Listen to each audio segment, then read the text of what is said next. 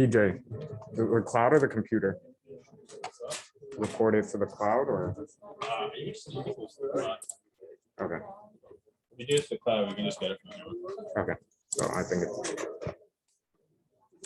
All right. So we'll get started quickly today, guys. So did everybody get a chance to eat something? No? All right. So no, you can't eat in here. I'm going to keep my mask on. If you can't hear me, let me know. I can talk louder.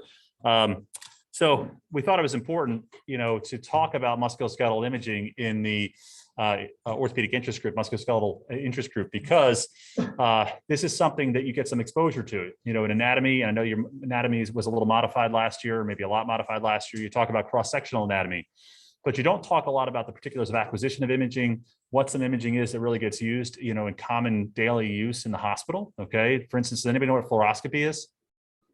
Raise your hand if you know what fluoroscopy is. I use it every day. What if I use the term C-arm? Would that mean anything to you?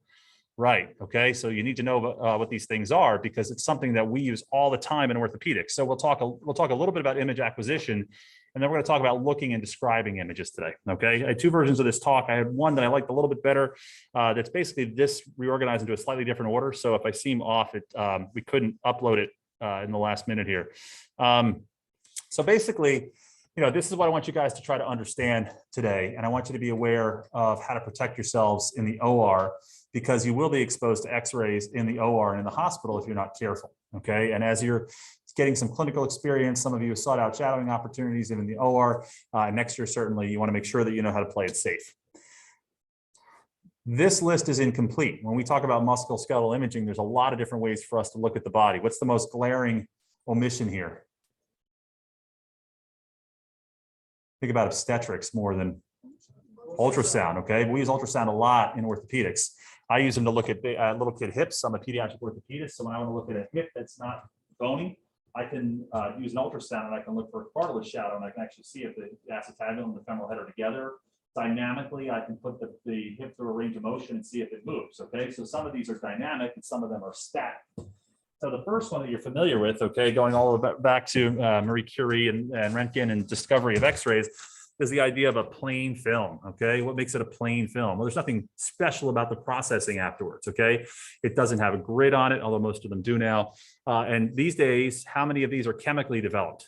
Virtually none. Has anyone ever seen a chemically developed x-ray? Yeah, they're mostly digital now, okay? And you get them on a little file. Anybody know the file standard for imaging?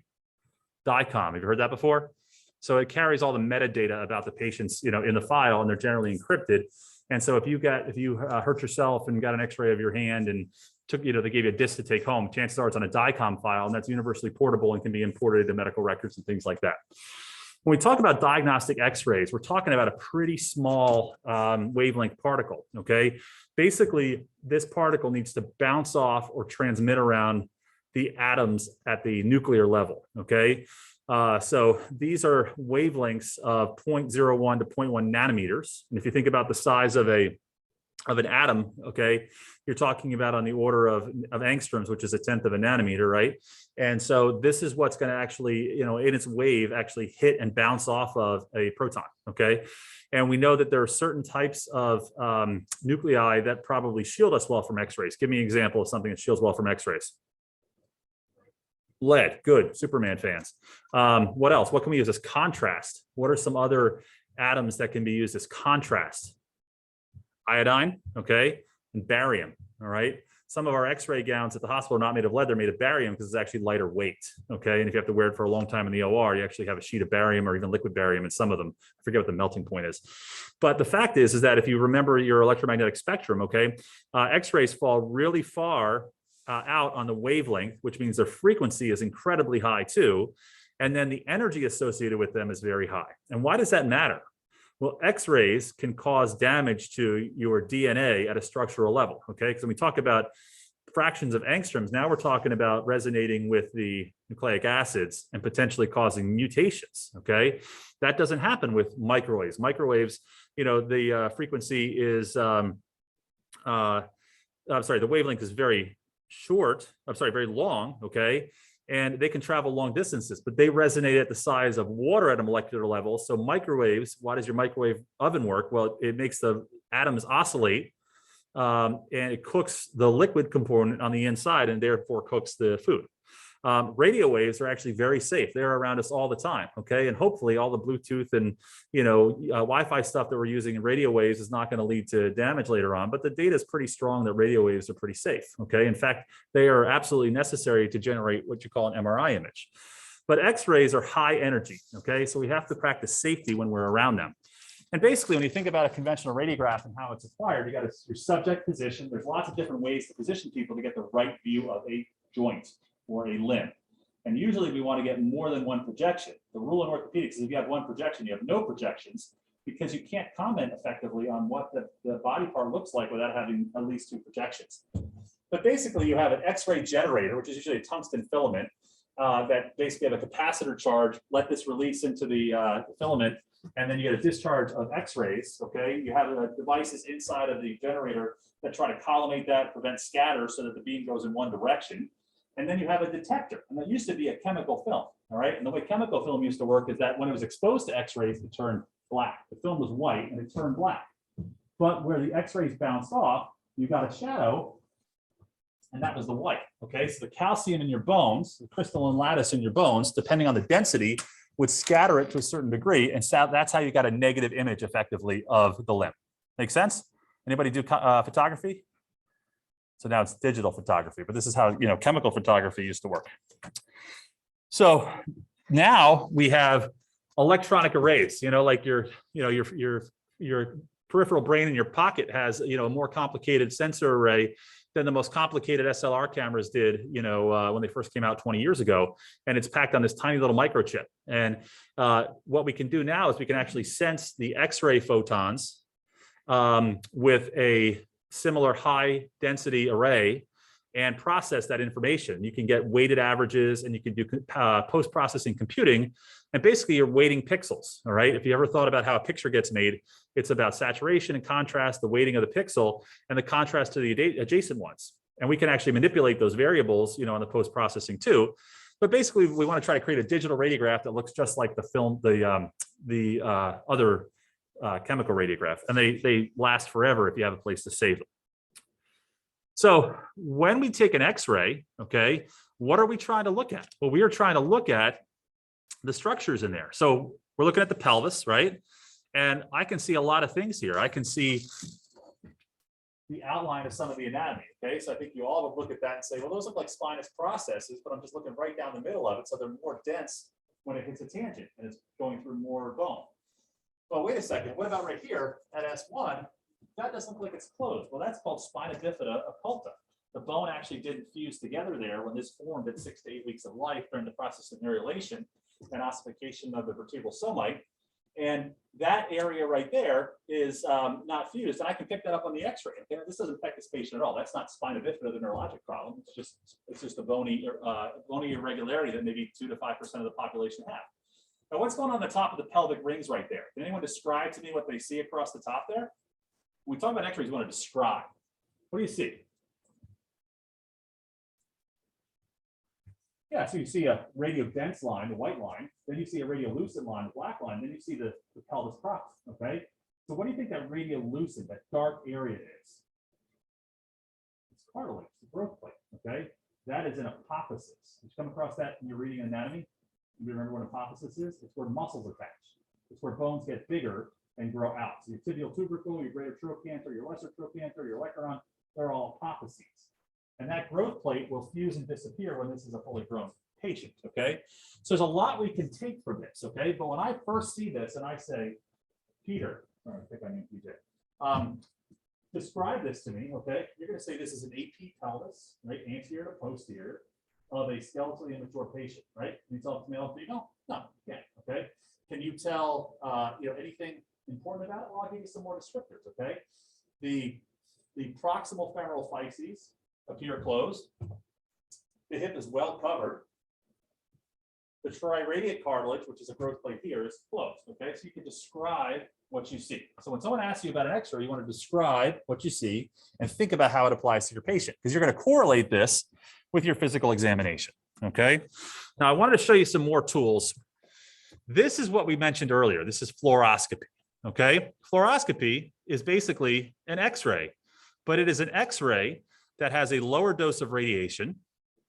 And you can see the setup on your left there. It looks like the giant letter C. So we call it C-arm. That's its nickname. Okay. The special drape we use to protect, from getting contaminated is called C-armor, and so on and so forth. But it basically connects to this device. This setup costs $250,000 to $350,000. The hospital has maybe 6 of these. Okay. They have some mini ones for things like hand. But what you can do with this is that there is an X-ray source down here. There is an X-ray detector up there, and you immediately get the information on the screen. Okay. And this is an example of an interventional radiology suite where you can do procedures like injections, or if that's a cardiac lab, you can pass a catheter in and then inject a contrast agent like the iodine we talked about before that your kidneys will clear quickly later, and you can actually light up the tree of the coronary arteries. That's what cardiac catheterization is all about. And they use fluoroscopy for that. Okay. Now there are special CT scanners and in some cases even MRI scanners, but a lot of special procedures when you do that in interventional radiology is getting done with the C-arm. And this is the workhorse in orthopedics. Okay. As you can imagine, a lot of the techniques that we use to fix fractures, especially when we try to avoid opening up the entire bone. Because when you strip all the soft tissues off of the bone, you take away the periosteum and the blood supply that's critical to healing. Okay.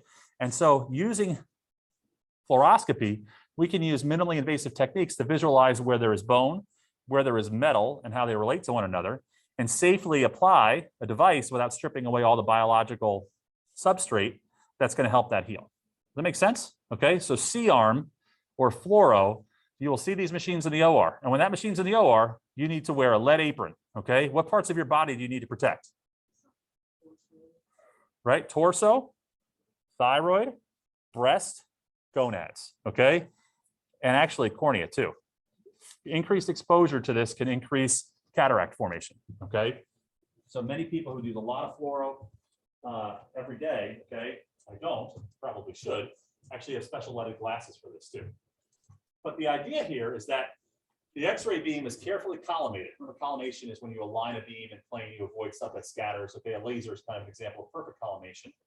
But this goes up and through the subject, and you get some scatter below the subject where it bounces off the bone, and then you get some scatter off that array. So the scatter where everybody's exposed is actually from above and not below the subject. Okay, people always say we got to put lead underneath the patient to protect them. Well, guess what? The lead underneath is not where they're going to get their exposure. It's actually the first bounce of the beam coming off of there. Does that make sense? So you look out for scatter, and you'll read about this process later on.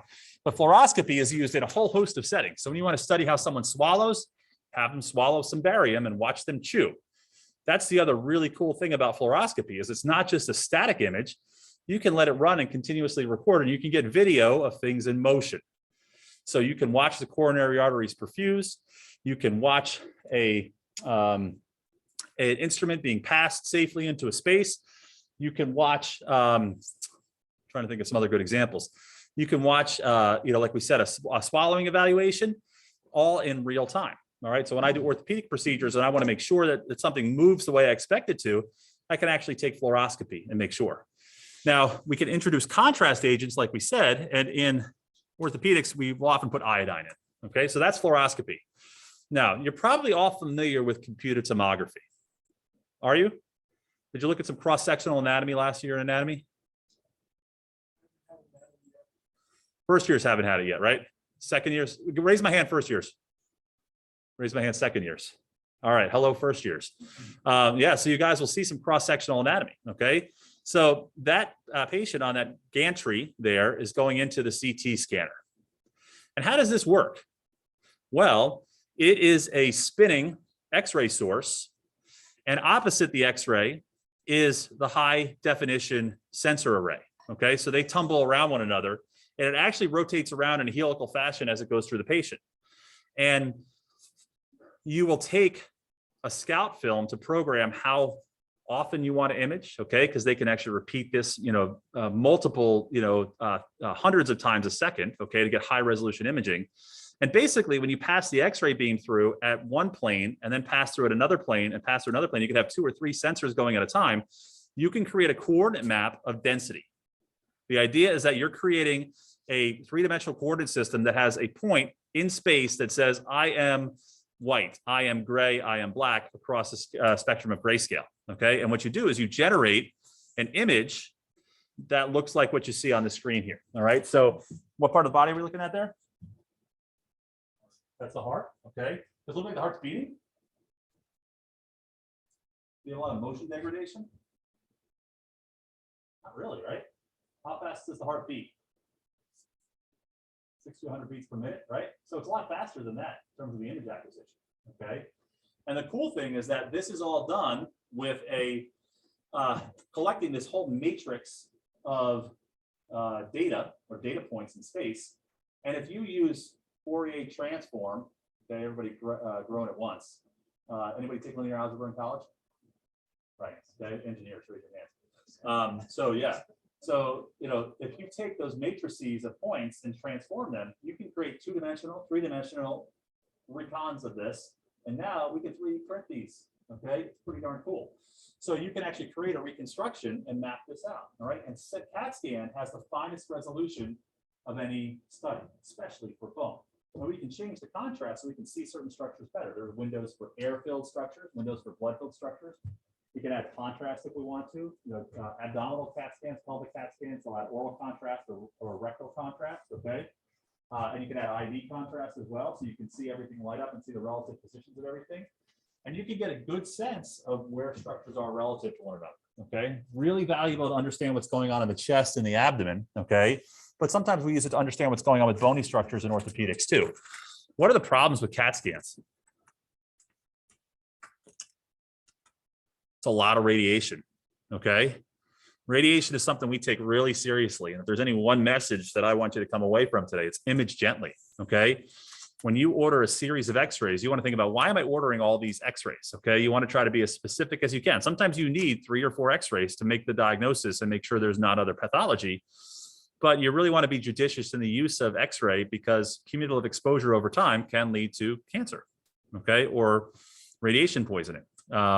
Typically you're not getting high enough doses for radiation poisoning, but a CAT scan lets you get this cool series of images. And this schematic kind of shows you how the high definition arrays spin in space. And then you're kind of stacking those images here, okay? And you are making this image that you can now manipulate and look at and gather a huge amount of data from, all right? So that's how CAT scans get acquired. And here you can see a tumor carefully outlined. And if you add contrast, this tumor will accumulate contrast in its periphery, and it will show you what's happening to the adjacent structures around it, and also where the blood is flowing in and out of it, okay? Anyone want to speculate what part of the body that tumor's in? Head of the pancreas, yeah. So often they have jaundice, gallbladder obstruction, clay-colored stools because there's no bile getting through, okay? So this is an example of a CAT scan, just kind of scrolling through slices. I like hips, so this is a hip. And I'm just kind of scrolling through this on my screen as I'm recording so you can see it. And as I get to this level, I can start to see the femoral head coming in, and I can look for irregularities. I can look to see if the hip is aiming backwards or forwards. So we're getting multi-axial imaging. I can image them in the axial plane, in the coronal plane, and in the sagittal plane. Okay, so axial is what we used to have, but with post-processing, now we can get coronal and axial recons that are pretty accurate. And it can give you a lot more information than you can get from just a plain film. But it doesn't mean you don't take plain films. Plain films add value. Each modality adds something different. This is another recon of the same scan. And you can see how this is a completely different look looking in the sagittal plane. And I can tell if that hip is a little retroverted and a little overcovered in the front.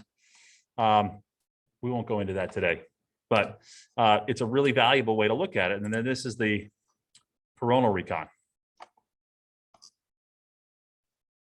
So I can describe it in the same way: closed growth plates, good femoral head coverage, probably some retroversion. So a 3D recon will take all those series and make something like this. And you can actually play with it and rotate it around in space. You can even subtract out certain structures. You can map it out and say, I want you to remove the hip. And you can look at the acetabulum. I want you to remove the acetabulum and just look at the morphology of the femoral head. Okay. Pretty remarkable what you can do. Contrast agents we talked about in several occasions. We can give them intravascularly in the alimentary canal, intra-articular into a joint. So if I am doing fluoroscopy in the OR in a little kid, a lot of their joint is made of cartilage, right? So if I want to see the outline of the femoral head and where it sits in the acetabulum, and both those structures are made of cartilage, if I coat it with a contrast, I'll be able to see much better. And then I can do a dynamic study, turn on the fluoro and go live cine fluoroscopy, and I can actually see how those parts move relative to one another. I'll show you a little example of that shortly. I wanted to talk a little bit about MRI. You guys ever heard about the physics of how MRI works? A little bit, okay? So hydrogen nuclei, fluorine nuclei have a magnetic dipole moment. It's a fact of life. We're gonna take advantage of it, okay? If you put these molecules in a high magnetic field, and we're talking about the magnetic field of the Earth is about 1/7 of a Tesla, right? Well, a 1.5 Tesla magnet is 15 times stronger than that, and a 3 Tesla magnet is 30 times stronger than that, okay? You can align these molecules in a magnetic field when it's applied. If you zap them with radio frequency energy that matches the wavelength of that molecule, usually water or fat, and you can wait to what that radio frequency is and how long you wait to recover the signal. Those are the echoes and the other frequency modulations that you do with MRI. When you zap it with radio frequency, it flips out of alignment. See how the arrows are all pointing in different directions, kind of random. And then you release it, the magnetic field snaps them back into alignment and they release a photon of energy.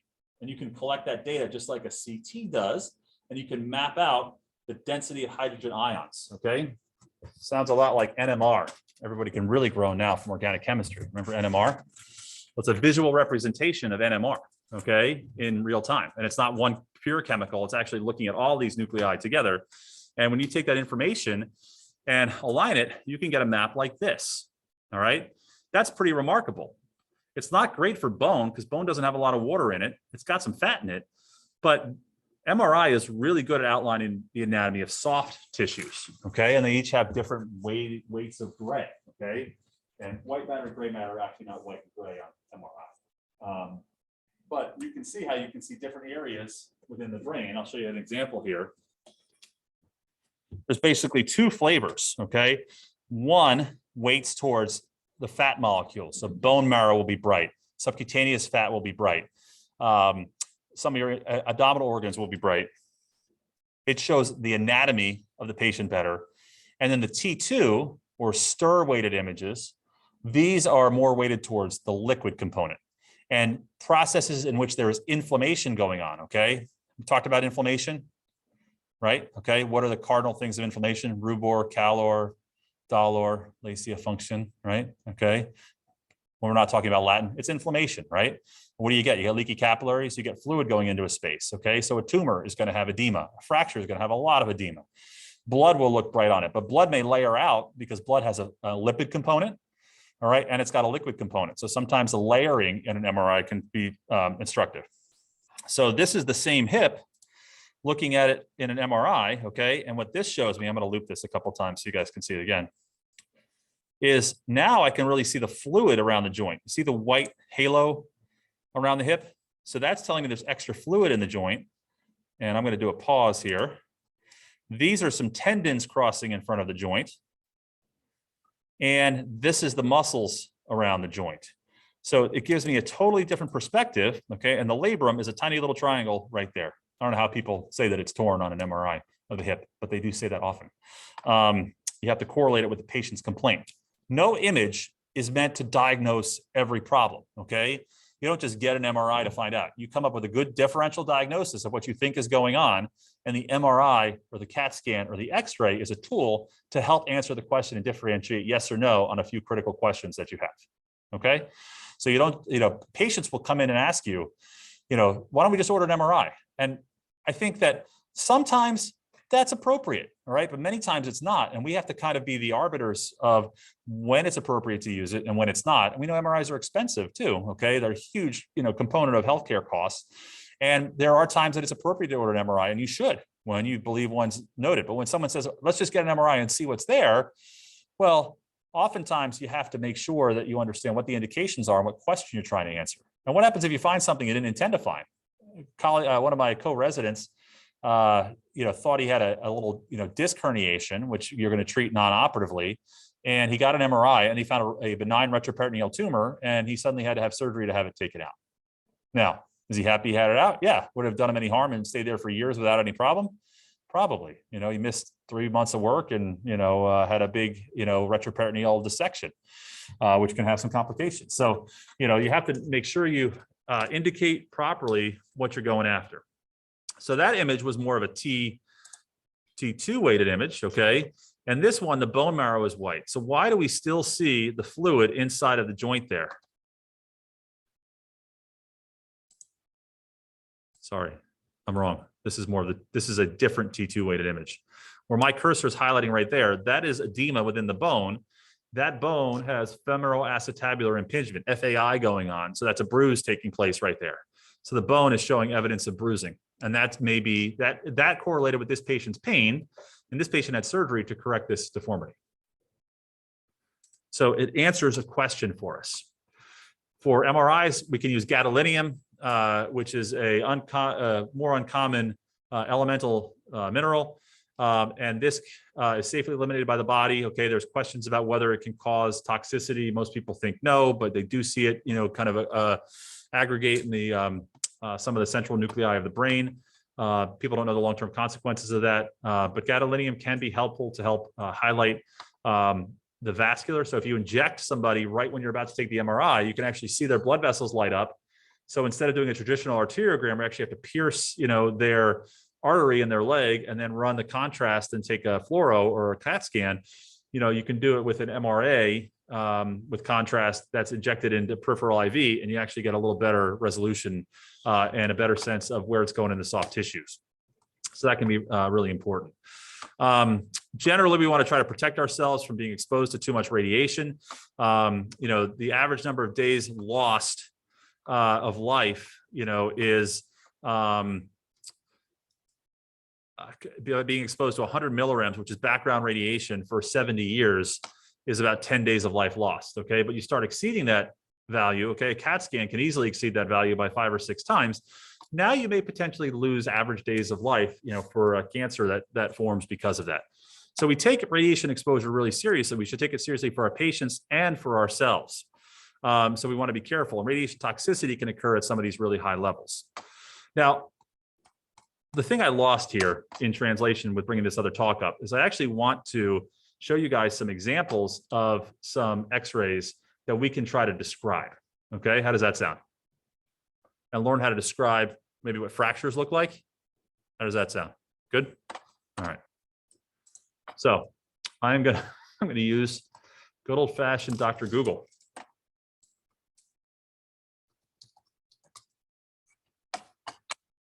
Questions about the material we covered already?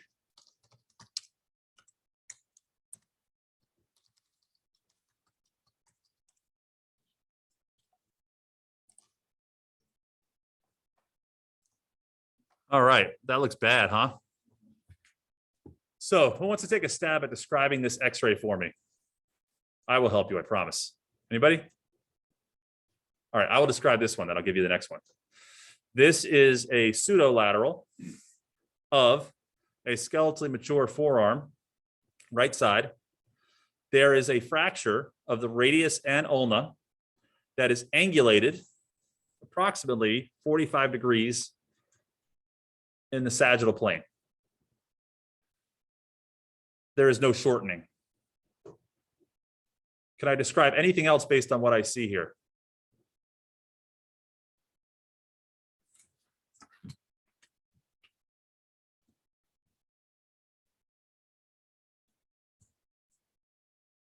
Not really, okay? Because I can't comment on a different plane.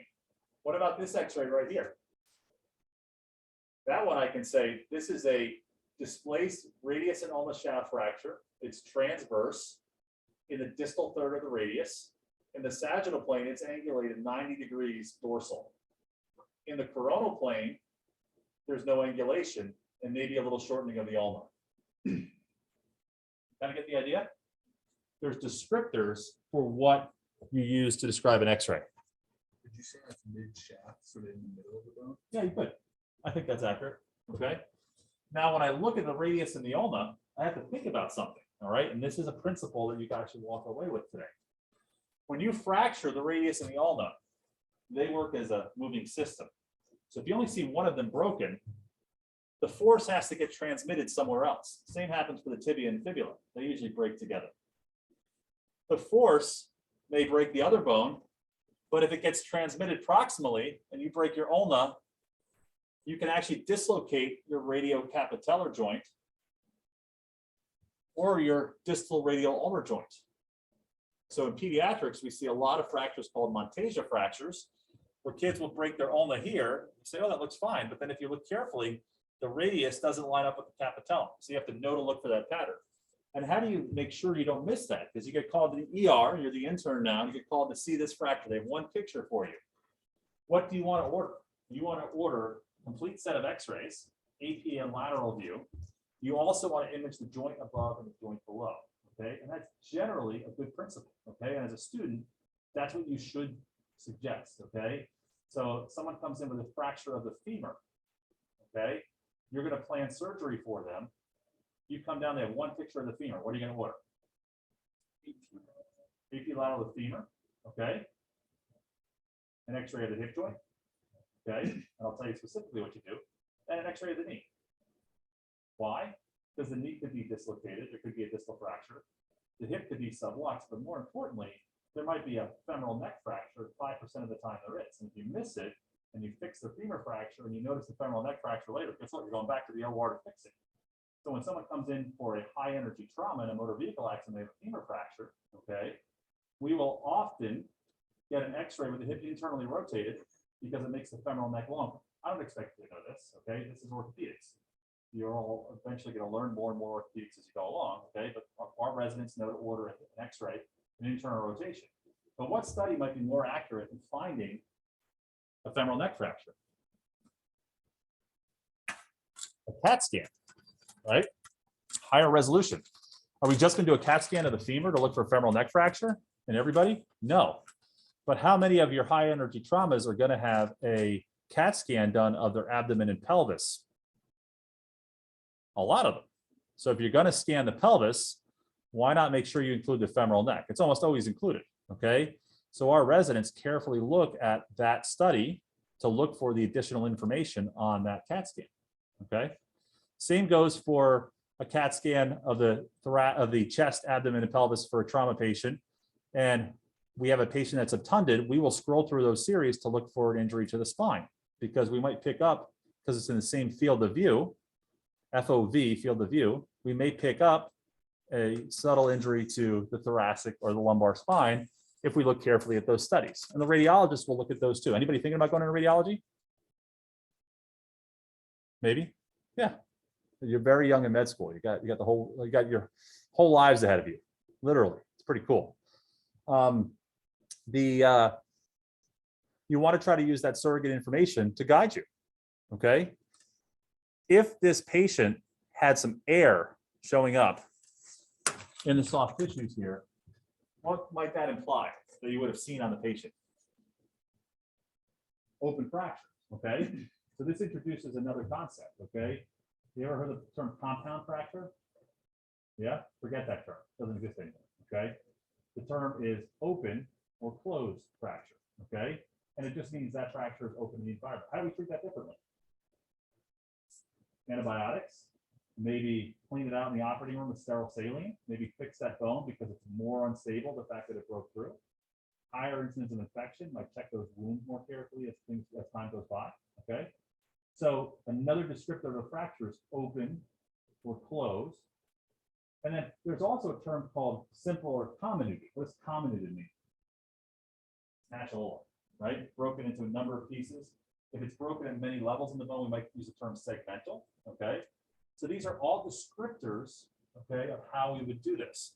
Now, this patient, okay, is, how do you think they'll be treated for this injury?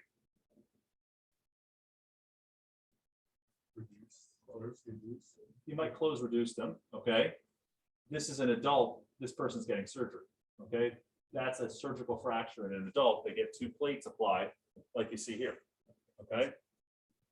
If you see that same pattern and say there's growth plates like you see here, and that fracture is displaced like that, how does that fracture get treated? Close reduction of the cast, okay? Because children their bone will remodel. So if they heal and they're malaligned, their movement is not going to be affected. But someone who, an adult, if they heal off by 10 degrees here, they may lose rotation of their arm. And also it may take them a lot longer to get back to work if you put them in a cast. The kid, you can kind of tolerate that a little bit longer. There's a lot of factors that go into how we treat these things. This is an interesting example of what we were talking about before, where you look at the radius and the ulna and say, oh, those fractures look bad. But look at the distal radial ulnar joint. And the ulnar styloid is completely ripped off. What do you think is going on there? That joint's been completely disrupted. How do we fix that joint? Well, you can reconstruct those ligaments, but they're probably torn apart. The solution is to actually anatomically restore the position of the radius and the ulna relative to one another, put them in supination, because that's where they're generally a little tighter. You can even pin that joint and keep the pin in for a couple of weeks to let them start to heal and let that area stiffen up, okay? Because ligaments, when they are torn away, they will scar in a little tighter, okay? So going back to how you describe a fracture, okay? Up on this board, we have multiple examples of displaced fractures, okay? But you can also, when you call somebody and try to describe a fracture to them over the phone, you want to try to use the verbiage that is going to best communicate what's going on. Does anyone want to take a stab at this one? I'll blow it up for you.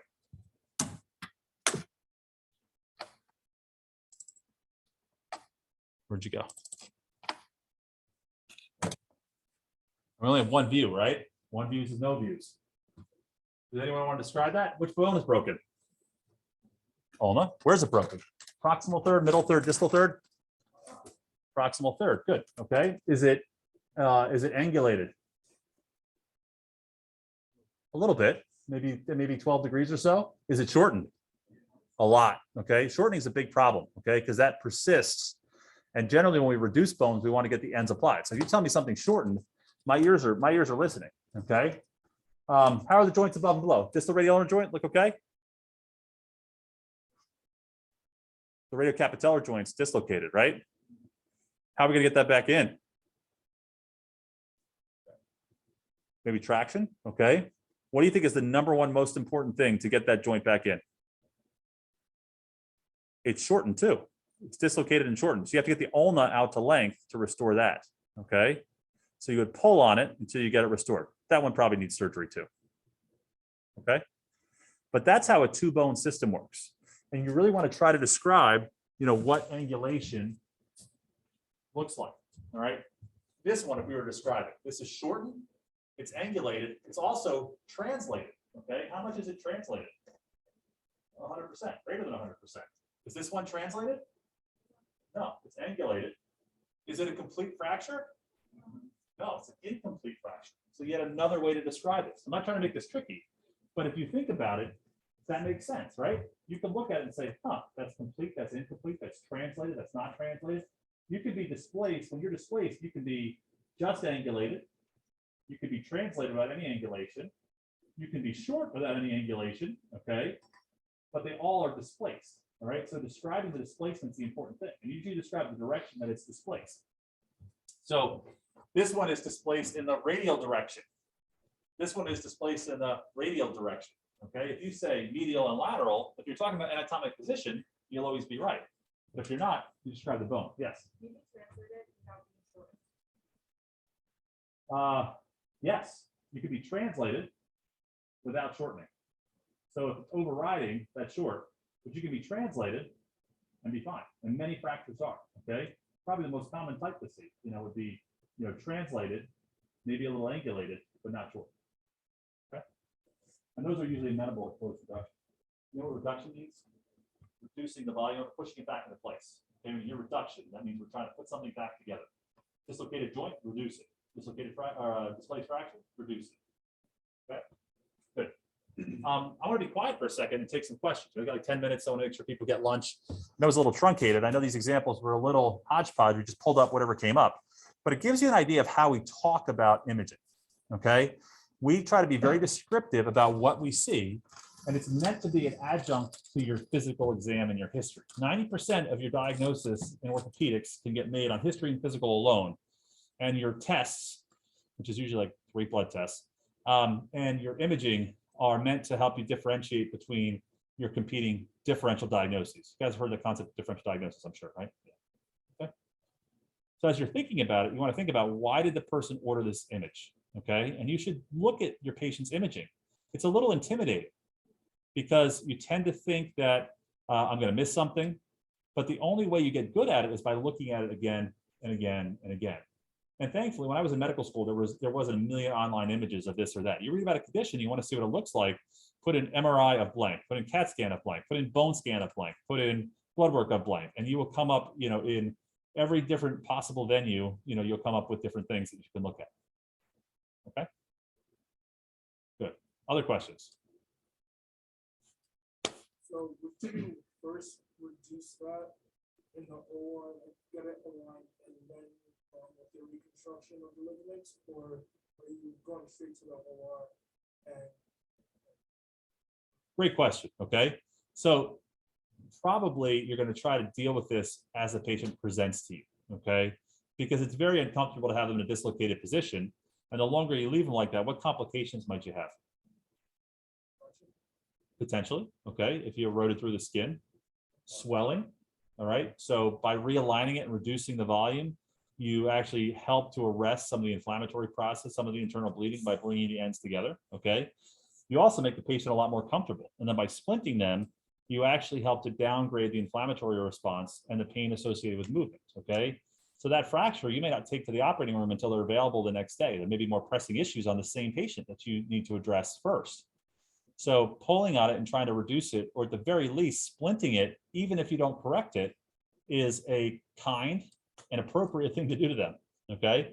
So generally when someone comes in and they have a bad injury, we try to reduce fractures quickly to prevent a continuing injury from taking place, to help try to restore normal blood flow to that limb, because sometimes the limb can be ischemic, and then to reduce pain. Okay. And so generally presenting to the emergency room like this will not go to the OR like that. Okay. Something will be done. Good question. Other questions? I have an adjacent question, but like, what % of hardware is left in after surgery, and like, is there any pattern to what's left in and what's not left in? Yeah, so absolutely. So there's lots of different types of implants. That's a whole other talk, to go through. We do that in the boot camp with the fourth years. There's devices that go inside the hollow part of the bone. Okay, so in the medullary canal, and those are called nails. Okay, there are devices that go on the outside, like you see here, those that have screws going through them, those are called plates. Okay, there are external fixators which sit outside the body and have pins going into the skin. We use pins sometimes to hold things in place. And hardware can be taken out, but there are risks. It can be challenging. If it's not bothering them, you can generally leave it in. Okay, so these plates have a higher risk of neurologic injury taking them out than putting them in. Okay. And when you take them out, you leave a hole in the bone behind there that will take many months to heal in completely. And so you subject that patient to risk of fracture through those sites if you don't take it out, or if you do take it out. If you don't take it out, they are subject to fracture risk at the end of the plate, where there is a difference in the modulus of elasticity, for my engineers, between the bone and the metal. And so that interface can concentrate stress and potentially break. And you really have to look at the studies and say what's pro and con. Okay. There are devices that have to come out, things that are prominent under the skin. Peds, we put a lot of flexible titanium rods into the bone. They have to bounce off the bone because you have to avoid the growth plates on both ends. But to fix a femur, we'll put a flexible titanium rod in that creates spring-loaded stresses on both sides. And those irritate the skin because they stick out of the bone. That's how they get locked in place. So we have to take those out. So 6 to 12 months, we take them out. Sometimes, I do a lot of surgery on the hip, and there are screws that hold that in place, and they bother patients, about 30% of the time. So I tell them 30% of the time, you're going to tell me to take these out. But if they don't bother you, we're not taking them out. Good question. so being that pediatric bone remodels, what justifies the need for using a device? Perfect question. Okay. So it really depends on what the impact of the fracture is. Okay. So if you think about a tibia, when it fractures in a kid, generally it doesn't shorten very much. It may be a little angulated, but it heals very well in a cast. So it probably doesn't make sense to put flexible nails into a tibia.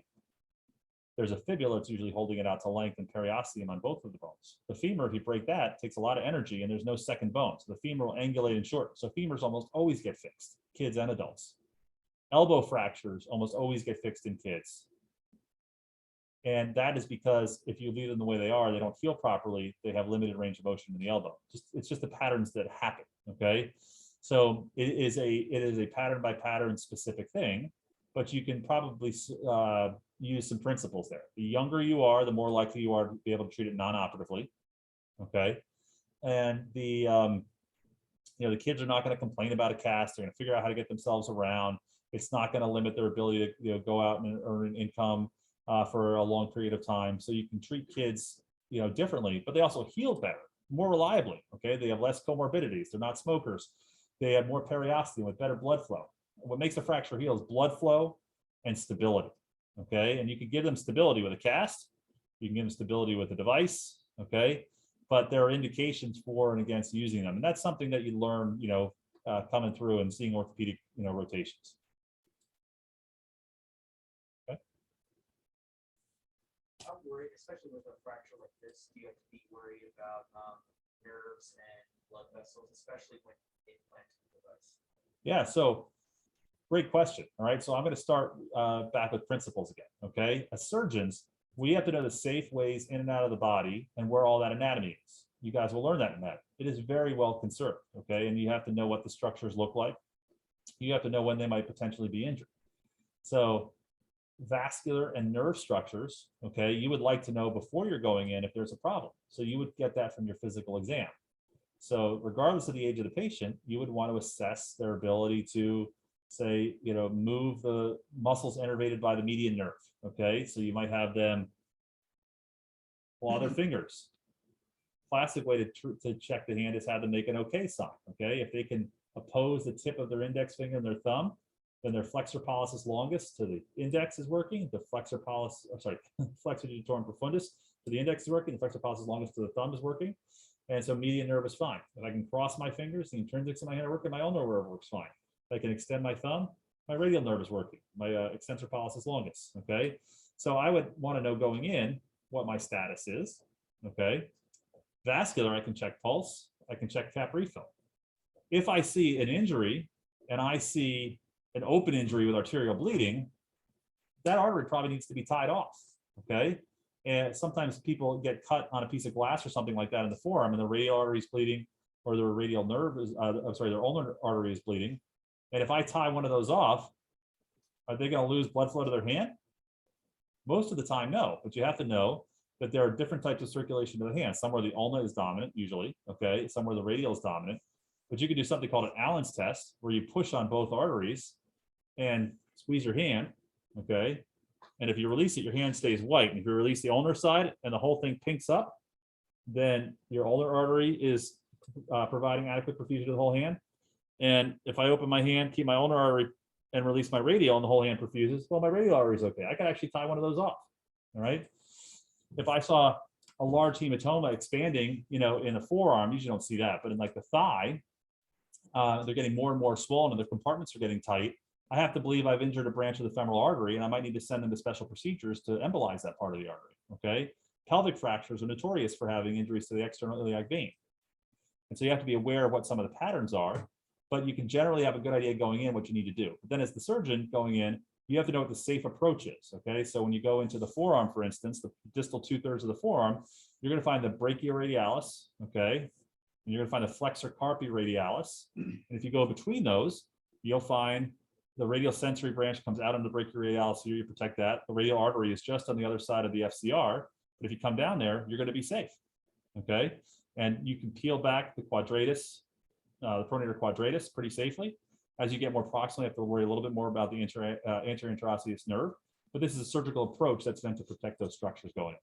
But the answer is, it's variable, okay? Some injuries have a high rate of neurovascular injury. Elbow fractures in kids have a really high rate of neurologic injury.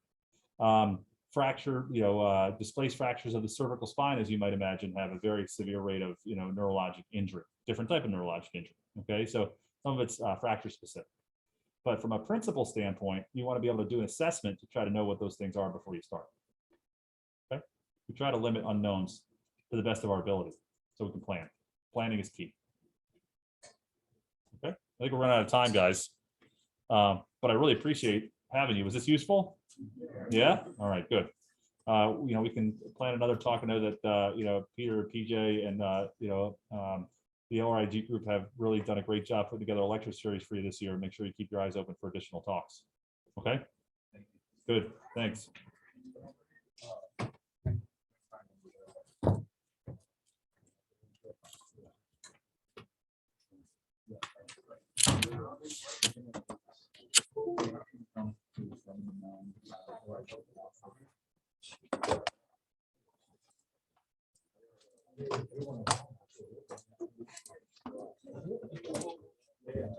I just want to introduce myself. Oh, very nice to meet you. Al? Yeah. Yeah. I just have a question. So are most of these fractures, are they open procedures? Or are they Over the both. You know, so it kind of depends on what the implant is.